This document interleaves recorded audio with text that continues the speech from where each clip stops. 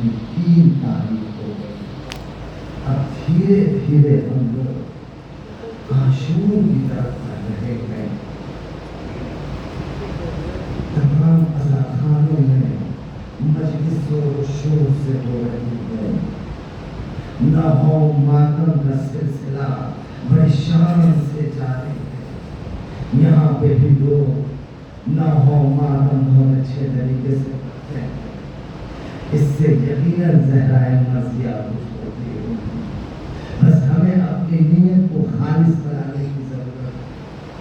اور میں ایسے 2 بچوں کا پڑھنے کا ارادہ رکھتا ہوں کہ جن کے مسائل بہت کم پڑھے جاتے ہیں، اور وہ ہے طفلان مسلم. 2 ننھے ننھے بچے، ایک کا نام ابراہیم ہے اور ایک کا نام محمد ہے. جانتے ہیں 3 خواتین کربلا میں ایسی تھیں کہ جن کی گودی بالکل بچا، جن کی گودی بالکل. اور جناب مسلم میں پورا گھر، ایک جناب مسلم میں ان کی بیوی رقیہ، جناب مسلم کے 4 بچے، 2 بچے، 2 لڑکے کربلا میں، ایک بچی بھی تھی وہ بھی کربلا. 2 بچے جناب مسلم کے ساتھ تھے جن کی شہادت میں بڑھنے والا. 3 بچے جو کربلا میں تھے وہ بھی شہید ہو گئے. ایک بچی، 2 بچے شہید ہوئے.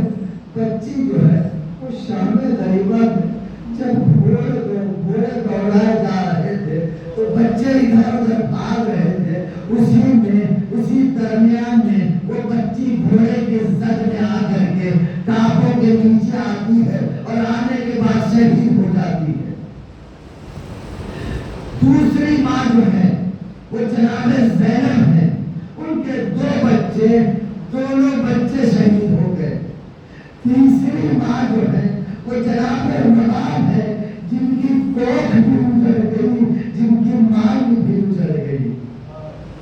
یہ 3 خواتین ایسی ہیں کہ جن کے بچے، سارے بچے مار دیے گئے. سوگواروں 2 بچے کوفے میں ابن زیاد کی قید کر دیے جاتے ہیں.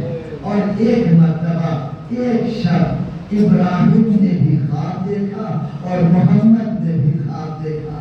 دونوں نے خواب دیکھا. ایک نے خواب دیکھا کہ ماں کہہ رہی ہے تم جلدی میرے پاس آنے والے ہو. ایک نے دیکھا بابا کہہ رہے ہیں تم جلدی میرے پاس آنے والے ہو.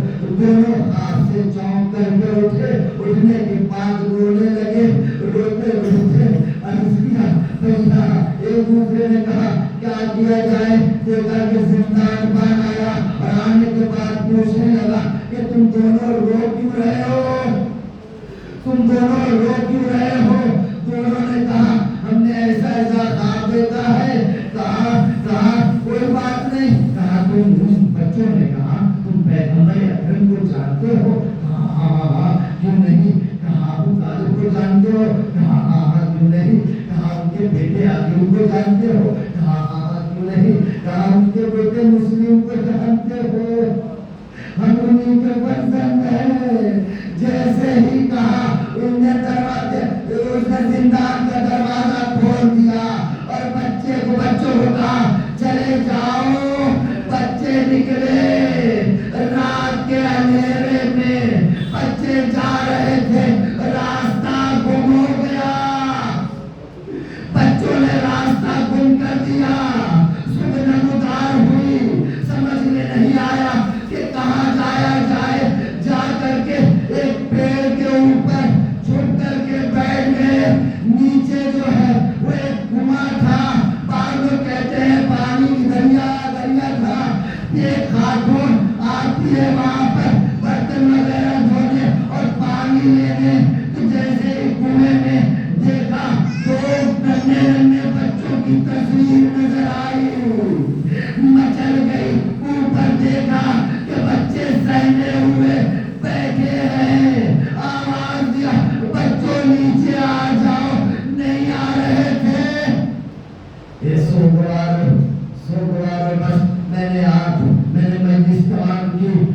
بچے آ نہیں رہے تھے، کسی طریقے سے تسلی اور تشفع دے کر کے بچوں کو نیچے بلایا.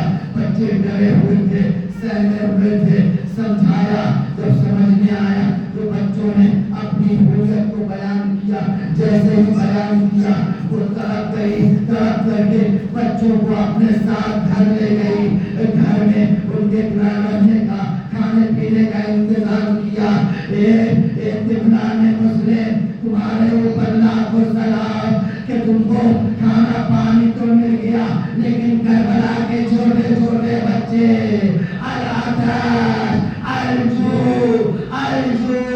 العطش کی صدائیں بلند ہو رہی تھی. بس سو گوارو آپ کی ناوالوں پر خداوند متعال رحمت نازل کرے، خداوند متعال رحمت نازل کرے. چھوٹے چھوٹے بچے ہیں، ننھے ننھے بچے ہیں. رات کا وقت تھا. ان کا اس خاتون کا شوہر یا بیٹا دونوں الگ الگ باتیں ملتی ہیں. حارث نام کا نام تھا. وہ گھر میں آیا، پریشان تھا. خاتون نے پوچھا پریشان کیوں ہو؟ کہا کہ دو بچے آج زندان سے بھاگ گئے ہیں، ان کی تلاشی جاری ہے. زیاد نے ان بچوں کے اوپر انعام رکھا ہے، ان بچوں کے اوپر انعام رکھا ہے. چنانچہ وہ سونے جا رہا تھا کہ آواز آئی کمرے سے. جب سمجھ گیا کہ یہاں کوئی ہے، خاتون نے اسے منحرف کرنا چاہا، لیکن وہ منحرف نہیں ہوا.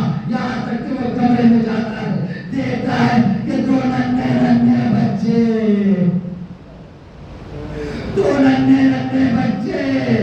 پکڑ کر کے لے کر کے باہر آتا ہے.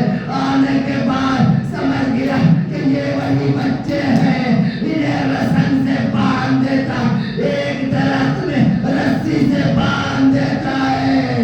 ایک کربلا کے اسیروں، تم پر لاکھوں سلام کہ یہ ابن مسلم کے رسن بستگی میں تمہارے شریک ہیں. بسوں دواروں منزل آگے بڑھی. صبح ہوئی. صبح ہونے کے بعد یہ لے کر کے دونوں بچوں کو چلا، ہاتھ میں شمشیر. بچے ڈر رہے تھے. کہا کہ دیکھو دو کام کرنے سے کوئی ایک کام کرو، یا یہ کہ مجھے مدینہ پہنچا دو. جب تمہیں ابن زیاد پیسہ دے گا اس سے زیادہ تم کو پیسہ دلوا دیا جائے گا، یا ابن زیاد کے پاس ہمیں زندہ لے چلو. عزیزو سو گوارو، اس نے کچھ نہیں سنا. بچوں کو دریا کے کنارے لے گیا. تلوار چلانی چاہیے. بیگ نے کہا کہ پہلے مجھے مارو. ابراہیم نے کہا میں بڑا ہوں، پہلے مجھے مارو. محمد نے کہا میں چھوٹا ہوں، یہ میرے باپ کے مانند، پہلے مجھے مار دو. لیکن اس کو تو قتل کرنا تھا، شہید کرنا تھا. ایک منزل وہ بھی آئی کہ دونوں کے گردن کو جدا کر دیا. جدا کرنے کے بعد لاش کو پانی میں بہا دیا، اور اس کے بعد یہ ننھے ننھے چہرے لے کر کے ابن زیاد کے دربار میں پہنچا. جیسے ابن زیاد نے دو گردنیں دیکھی، چہروں پہ معصومیت جھلک رہی تھی. ابن زیاد کہنے لگا یہ تم نے کیا کیا؟ انہیں کیوں قتل کر دیا؟ افسوس کرنے لگا. جیسے ہی تاریخ میں یہ جملہ لکھا، دل بھر آیا کہ ابن زیاد ان دونوں بچوں کے قتل کے اوپر افسوس کر رہا تھا.